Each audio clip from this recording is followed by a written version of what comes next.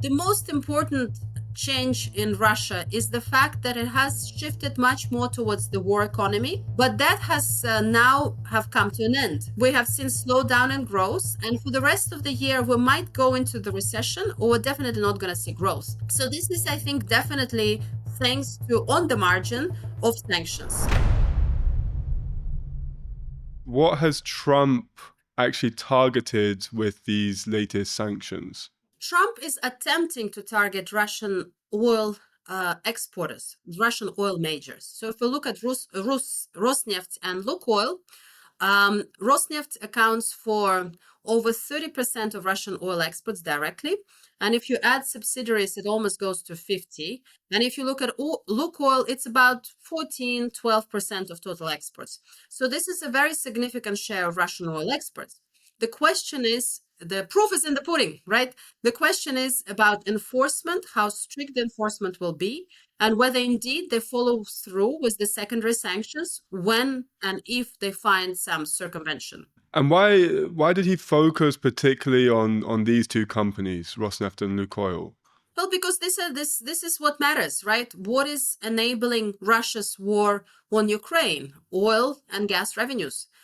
Over 80% of Russian exports are commodities. More than 50% of that is energy. And then there's another 20 or so, maybe metals and mining. But basically, this is at the core. This is the most significant source of foreign exchange revenues, exports.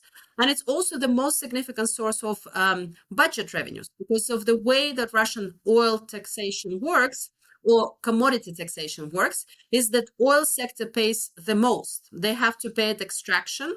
They have to pay at exports. This they used to be very transparent formulas. They got a little bit more complicated, but nonetheless, at different times, oil accounts for 30, sometimes 40% of budget revenues for the federal budget. And where does this oil end up? Russia was forced to reorient itself towards India and China. Europe stepped back, almost basically was a complete embargo of almost complete embargo of Russian oil in 2023. There are some exceptions for Hungary and Slovakia, but most other countries have stepped back fully. That was a very strong message, and I think it was much more even meaningful than the G7 price cap. And that forced Russia to reorient itself towards China and India.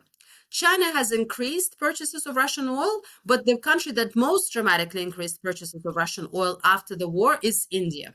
How would these sanctions impact India and China then? Well, I think the most direct impact is first of all on India. And we have already seen comments where Indian companies, they have very concentrated market with a few companies that import Russian oil and process it, basically saying that maybe it's not worth it for us.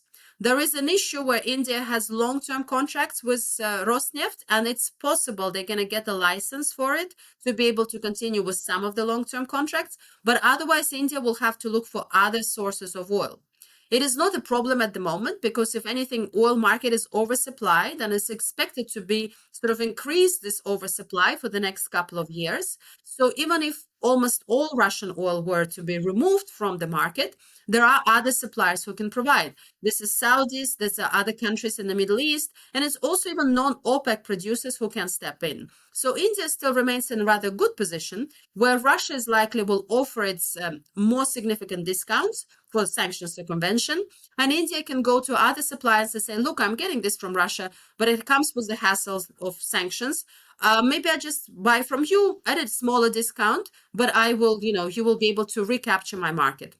So this is India. For China, the situation is a bit different. I mean, they do have direct supply, and it's much harder to control what is happening. Is China buying Russian oil or not? So US and, has proven to be also less willing to get into confrontation with China regarding sanctions. So we will see how that will indeed affect Chinese market. So if Russia does lose a lot of its customers, then could these sanctions actually kind of be the killer blow to Russia's economy? I don't think there will be one killer blow. This person gets punched many times. Maybe there is one marginal one, but I think it's also not the most constructive way to think about the sanctions in these terms. Sanction, it's like we have many taxes, right? What will save our expenditure or deficit? It's not going to be this specific tax. So the same thing with sanctions. Sanction is one of the tools. Military support to Ukraine is another. Rearmament in Europe is the third. Resilience of Ukrainian economy, which has been spectacular over the last 4 years, is another important tool. So all the things come together. Of course, I'd wish for better coordination where this kind of sanctions are announced and at the same time Ukraine gets better weapons, right? That is better than we're moving at a more consolidated, coordinated policy front. Unfortunately, we're not there yet. But yes, overall, if enforced properly, this sanction will be a very significant blow to Russia's ability to finance the war. Look, I get it. Sanctions are a complicated topic. But with your support, we can bring you experts like Elina Ribakova who can break them down and keep you updated with the latest news.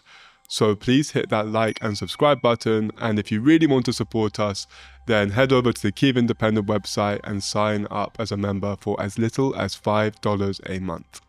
How do these latest ones differ from previous rounds of sanctions, both by Europe and by the US? Well, I think going directly after the oil majors is different, because we have seen a lot of timidness in terms of removing Russian oil from the market. So even if you look at the previous Biden administration, the mantra has always been, we want to keep Russian oil at the market, but we want Russia to lose some revenues. So when you have these two objectives and one policy tool, which is a price cap, it is very clear that at some point they will come into tension. And the first objective of keeping Russian oil in the market tends to win, because we have had inflation overhang globally when this whole process started. The oil market was much more tight. And it was also some legitimate concerns that if you remove from the market, the Russian barrels, price might spike, and actually you might give a favor to Russians because the prices will be high, even though the volume maybe is lower, right? So it was a very careful calculus. Now, I think if enforced properly, the authorities can be more brave. The oil market is in oversupply, and it's going to continue to be so in the coming years. So one can be a bit more brave in terms of pushing Russian oil from the market. One thing that I'm wondering is Trump has been so reluctant to impose new sanctions on Russia throughout his presidency. So what was the turning point this time? Like, why did he impose them now? I think we've been coming to this turning point for a while, and I think it is also thanks to the relentless, tireless work by Ukrainian authorities as well as the European authorities. And finally, the disappointment with some of the steps that he sees from Putin. I think somebody walking into this negotiations like Trump and Trump administration, many of the people in the administration still had business dealings with Russia over the many decades, not just years. So there was probably some bias that, look, we can resolve it. We have maybe special leverage over Russia. We have special relationship. We can sort of resolve it quickly.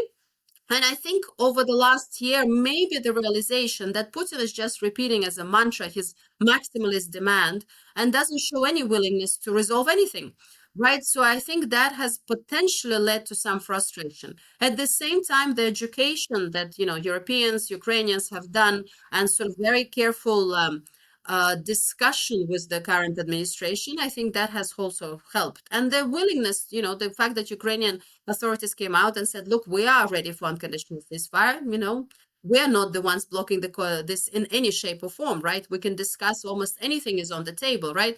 And I think that has also helped, hopefully, on the margin, push Trump.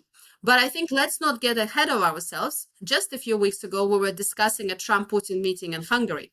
So we shouldn't claim victory at any given point. I think this will continue to be almost hand-to-hand combat in negotiations going forward. So what consequences have we seen in Russia since the sanctions have been imposed? Has there been any drastic changes? I think the most important change in Russia is the fact that it has shifted much more towards the war economy.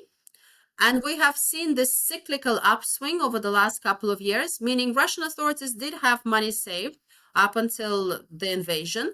and they use that money wisely. So they spend that money to boost military production and also to give some support in terms of maybe beautification of the cities, some new parks here and there, right? To something that is visible and for people is sort of good thing to feel about, feel good factor.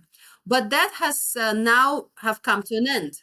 And that's where we saw rates that went over 20%. Now they're closer to 16%, still very high, right?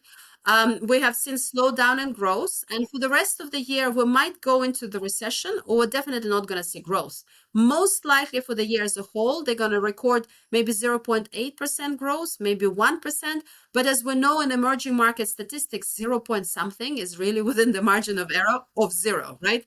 So this is, I think, definitely thanks to on the margin of sanctions. I think this is the most important impact. Presumably, the Kremlin's not particularly happy about the US's latest sanctions. I mean, what reaction have we seen from Moscow? Well, we have seen the repeat of the maximalist demands. We have seen the repeat that sanctions are not really working. We have seen the sort of the perseverance in terms of continuing of the war. We have seen stronger rhetoric about the all the typical propaganda that they have been saying. I think Russian authorities do not appear to be interested in stopping this war, at least not for economic reasons. I think when the war started, when they sort of invaded Ukraine for the second time in recent history in 2022, they sat down and made some economic calculations and decided that it's worth it. They've miscalculated, just like they miscalculated with 2 days of invasion of Kyiv, and for almost 4 years on, look where we are, not much further, even actually less the territory than in 2022. But they've also miscalculated the willingness of Europeans to remove itself from the Russian energy. But I think they've digested and realized that they're willing to take this cost for the geopolitical objectives and also for the objective of this government to stay in power. If I may, as an economist, to me, this is the desire of this sort of junta to stay in power, and that's why the war is continuing. So maybe the pie will be smaller, but I'm on top of this pie still, and I think to them it is worth it. If we look towards the near future, how could we see Moscow adapting to these latest sanctions on Lukoil and Rosneft? I think we should see more of the same. It's more about the shadow fleet. It's more about offshore companies. It's more about trying to pretend Russian oil is not Russian oil, but comes from somebody else. So then you need to negotiate, I don't know, with UAE, for example, or other countries that they will say, oh, this is our oil, this is not Russian oil, and mix it, or ship-to-ship transfers. I think all of these measures that we already have seen, but much more aggressively in terms of obfuscating the source of the oil that comes to a country. I think in this respect, Iran example is good because, Iran has done something similar in the past, and I think Russia will probably try to go this way.